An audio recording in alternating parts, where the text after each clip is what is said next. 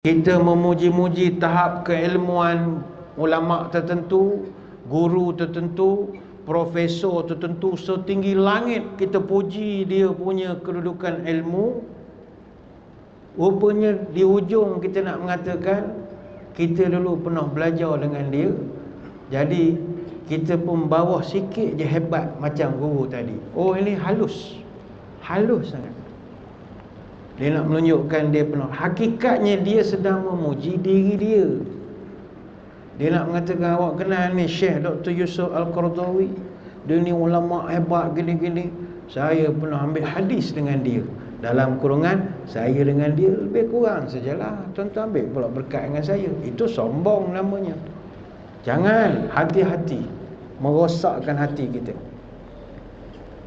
Ada juga orang yang merendahkan diri tapi dalam rangka untuk riak, supaya dia dipuji bahawa dia ni seorang yang low profile.